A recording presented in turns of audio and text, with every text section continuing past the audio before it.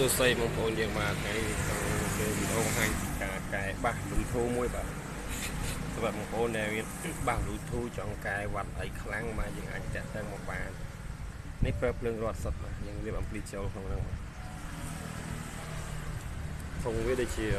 5ទឹកនេះ music បងប្អូនយើងមកតែវាប្រើអ៊ីសេនេះបាទ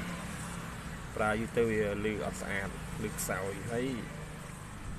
នេះវាលឺអត់លះធំដែរធំនេះប៉ុនធំ5ទឹកលឺអត់លះសោះហើយកែដាក់អំភ្លីចឹង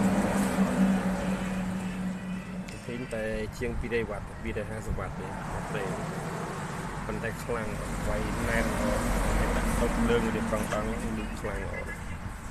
ចឹងបងប្អូនដែលមានបាសលឺធូឬសូសលេងបាទហើយយកមកកែបានយើងអត់បាច់ចាំតដូរម៉ាស៊ីនទេបាទយើងកែដល់លឺធូលុយជាងដូរម៉ាស៊ីនណាសិនគឺនៅសំណុំដើមប្រើបានមីក្រូអីប្រើបានទាំងអស់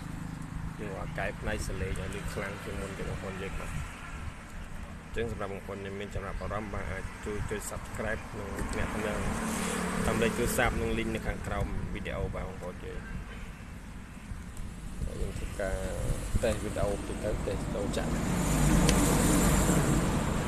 កែរួចទៅហើយយើងតេស្តសាកមើល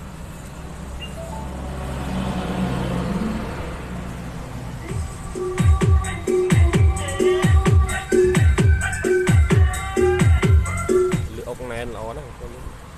វាកែវាខុសពីប្រៃសេអញ្ចឹងលឺខ្លាំងល្អ